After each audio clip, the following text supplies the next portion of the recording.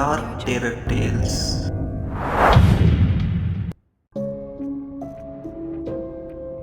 20 साल से बंद उस स्टडी रूम में सिर्फ धूल, मकड़ी के जाले और एक पिता का सबसे भयानक राज दफन था। कमरे की हवा में एक अजीब सी सरन थी, मानो कोई लाश बरसों से वहीं पड़ी हो। रमेश ने पागलों की तरह पुरानी अलमारियां छानी और आखिरकार मेज के नीचे उसे एक लाल कपड़े में लिपटी हुई बहुत पुरानी डायरी मिली। उसके पन्ने पीले पड़ चुके थे। कांपते हाथों से उसने डायरी का आखिरी पन्ना खोला। आज अमावस है, मेरे हाथ कांप रहे हैं, लेकिन मुझे ये पाप करना ही पड़ा। मैंने उसे ऊपर वाले कमरे में भारी लोहे की जंजीरों से बांध दिया है और तांत्रिक से कहकर बाहर सिंदूर का लेप लगा दिया है। अगर मैं उसे कैद नहीं करता तो वो मेरे 10 साल के बेटे रमेश का खून पी जाती। वो अब इंसान नहीं रही, वो एक खौफनाक पिशाचनी बन चुकी है और उसे सिर्फ हमारे खानदान का खून चाहिए। आज रात मैं रमेश को लेकर हमेशा के लिए शहर भाग रहा हूं। हे भगवान, पिताजी ने किसे कैद किया था? वो कौन थे? नहीं, मुझे अभी उस तांत्रिक से मिलना होगा जिसका जिक्र पिताजी ने डायरी में किया है। मुझे वो शमशान वाला अघोरी ही बचा सकता है। डायरी पढ़ने के बाद रमेश सुन्न हो गया। रमेश धीरे धीरे स्टडी रूम से बाहर आया। उसका चेहरा पत्थर जैसा ठंडा था। उसकी आंखों में एक अजीब सा सूनापन था। उसने अपनी पत्नी की तरफ एक आखिरी दर्द भरी नजर डाली और बिना एक शब्द बोले हवेली के बाहरी दरवाजे की ओर बढ़ गया। उसके कानों में सिर्फ पिताजी के वो शब्द गूंज रहे थे, उसे हमारे खानदान का खून चाहिए। वो हवेली के अहाते से बाहर निकला। उबड़ खाबड़ रास्तों से होते हुए वो उस तरफ बढ़ा जहां से सिर्फ जलती हुई चिताओं का धुआं उठ रहा था। शमशान घाट में हर तरफ राख उड़ रही थी और चीलें आसमान में मंडरा रही थीं। एक बड़े से बरगद के पेड़ के नीचे बैठे उस अघोरी तांत्रिक की आंखें खौफनाक हद तक लाल थीं। रमेश भागता हुआ उसके पैरों में जा गिरा।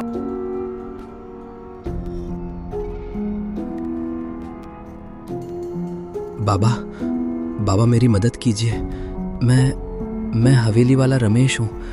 बीती रात ऊपर वाले बंद कमरे से। चुप, मुझे सब पता है।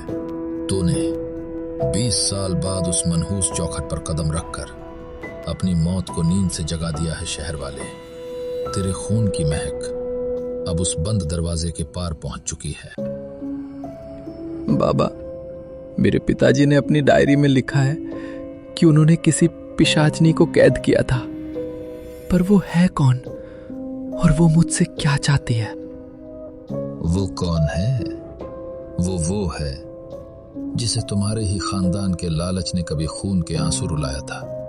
जब इंसान का दर्द हदों को पार कर जाता है रमेश, तो वो मरने के बाद सिर्फ एक प्रेत नहीं, एक श्राप बन जाता है। तेरे बाप ने मेरे दिए सिंदूर की बेरियों से उसे 20 सालों तक रोक तो लिया, लेकिन बीती रात तूने उस कमरे के ताले को छूकर अपना नाम उस पिशाचनी के दिमाग में छाप दिया है।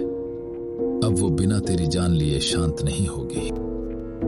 मुझे बचाइए बाबा, मेरी पत्नी सुमन का कोई कसूर नहीं है। मैं यहाँ से जाना चाहता हूँ, मुझे कोई उपाय बताइए। ये कील ले जा। आज सूरज ढलने से पहले नीचे वाले अपने कमरे के दरवाजे के ठीक बीच में से गाड़ देना। ये सिर्फ आज रात तक उस पिशाचनी को तुम्हारे कमरे में आने से रोकेगी। लेकिन ध्यान से सुन ले, ये सिर्फ मौत को कुछ घंटों के लिए टालने का जुगाड़ है। तो आखिरी उपाय क्या है बाबा? मुझे क्या करना होगा इस श्राप को खत्म करने के लिए?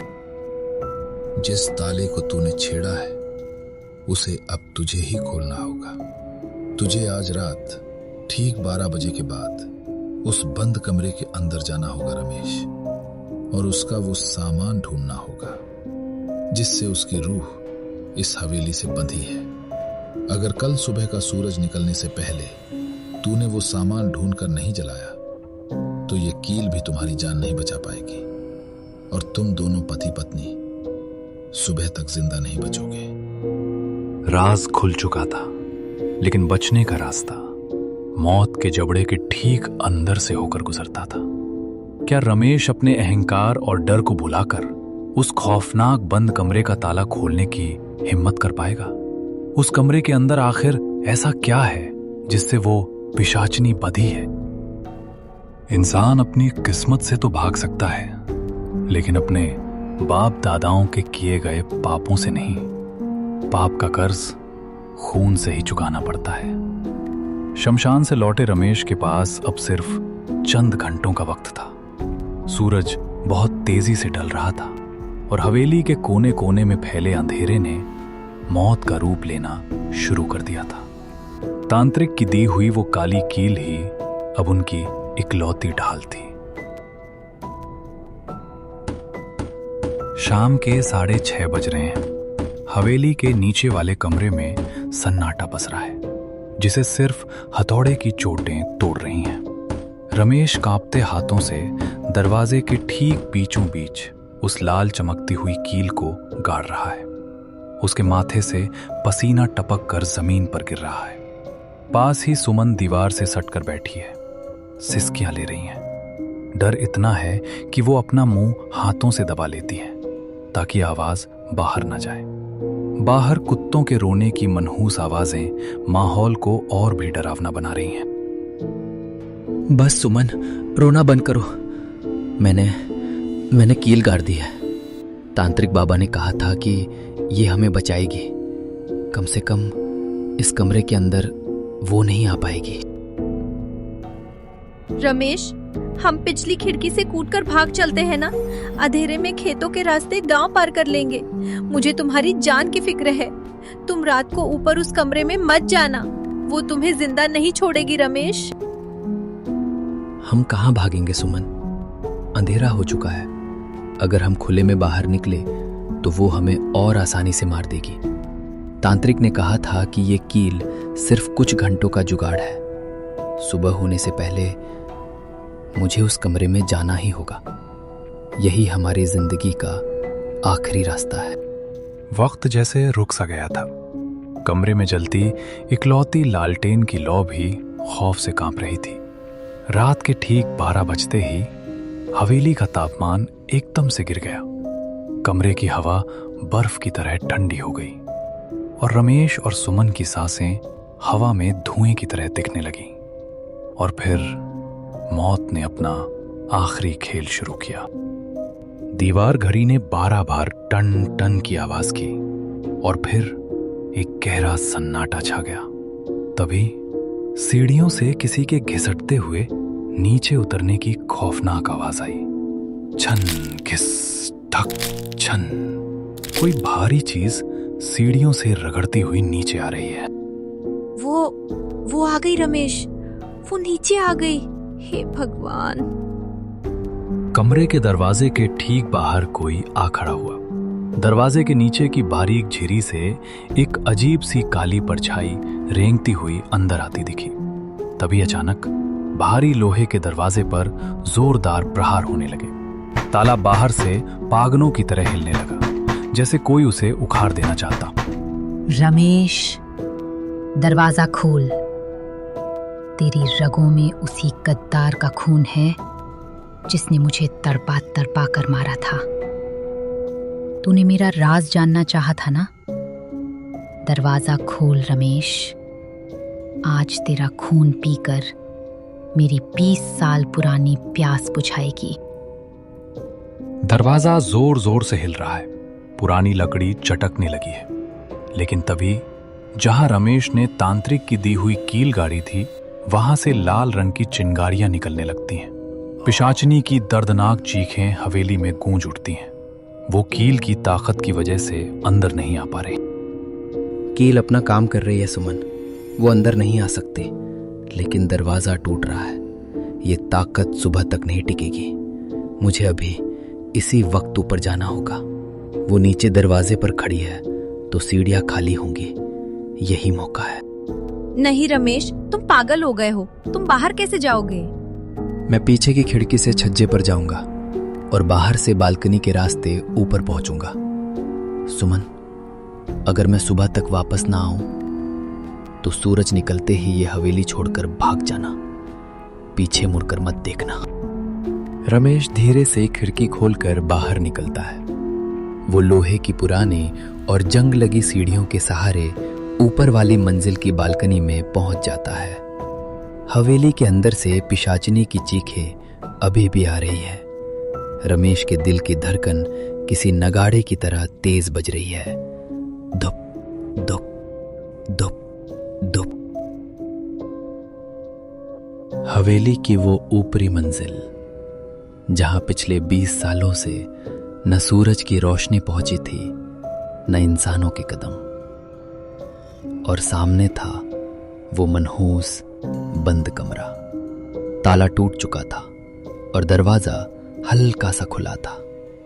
अंदर से मौत की ऐसी सड़ांध आ रही थी जैसे कई लाशें एक साथ सड़ रही हों। रमेश ने कांपते हाथों से उस भारी दरवाजे को धक्का दिया। हे भगवान, कितनी भयानक बदबू है यहाँ। तांत्रिक ने कहा था कि मुझे वो सामान ढूंढना है जिससे उसकी रूह बधी है, पर यहाँ क्या हो सकता है? कमरा किसी टॉर्चर रूम जैसा लग रहा है। दीवारों पर नाखूनों के गहरे निशान हैं, जैसे कोई बरसों तक बाहर निकलने के लिए तड़पा हो। बीचों बीच एक पुरानी लोहे की चारपाई है जिस पर मोटी जंजीरें लटकी हैं। जमीन पर सूखे खून के काले धब्बे हैं। तभी रमेश की नजर चारपाई के नीचे रखे एक पुराने लकड़ी के संदूक पर पड़ती है। ये संदूक, शायद इसी में वो राज छुपा हो। रमेश घुटनों के बल बैठकर संदूक खोलता है। अंदर एक लाल रंग का पुराना, खून और आंसुओं से सना हुआ शादी का जोड़ा रखा है। उसके ऊपर एक धूल भरी तस्वीर है। रमेश तस्वीर साफ करता है और उसका चेहरा खौफ से सफेद पड़ जाता है। रमेश, ये तो मेरे पिताजी हैं, और साथ में ये औरत मेरी पहली पत्नी गौरी। बड़ी माँ, पिताजी ने अपनी पहली पत्नी को इस कमरे में जंजीरों से बांधकर भूखा प्यासा मार डाला था, सिर्फ इसलिए क्योंकि वो उन्हें कोई बच्चा नहीं दे सकी।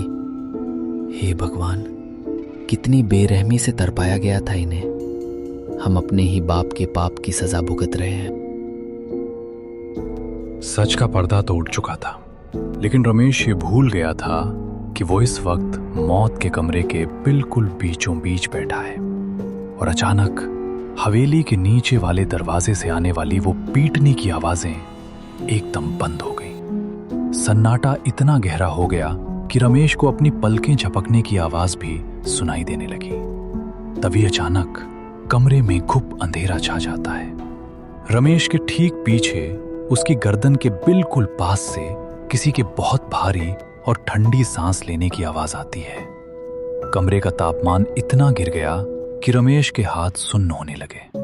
पायल की छन छन की आवाज अब उसके ठीक कान के पीछे बज रही थी। तूने मेरा राज जान लिया रमेश। तेरी माँ ने मेरी कोख का हक छीना था और तेरे बाप ने मेरी जिंदगी। तू उनका खून है, अब तू मरेगा। रमेश चीखते हुए मुड़ता है, लेकिन दिशाचिनी उसे संभलने का मौका नहीं देती। एक भयानक सड़ी हुई लाश जैसी औरत उसे हवा में उठा लेती है। उसके सफेद आंखें और बिखरे बाल अंधेरे में चमक रहे हैं। पिशाचिनी के सड़े हुए नाखून रमेश के गले में धंसने लगते हैं। छोड़ो मुझे, छोड़ो। रमेश तड़प रहा है। उसकी आंखों के आगे अंधेरा छा रहा है। तभी उसे जमीन पर पड़ा वो लाल जोड़ा दिखता है। तांत्रिक की आवाज उसके दिमाग में गूंजती है, उसका सामान जला देना रमेश। रमेश की जेब से लाइटर निकालता है।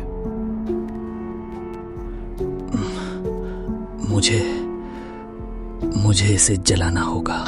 पिशाचिनी रमेश का गला और जोर से भींचती है।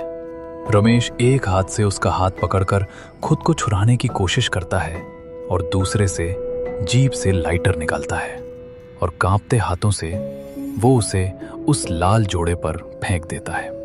लाइटर गिरते ही आग भड़क उठती है।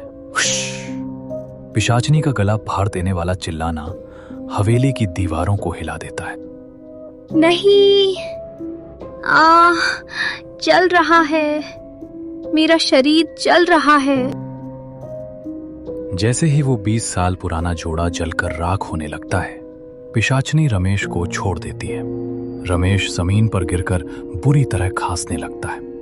आग की लपटों के बीच पिशाचनी का शरीर राख बनकर हवा में उड़ने लगता है और उसकी चीखें धीरे धीरे सन्नाटे में बदल जाती हैं।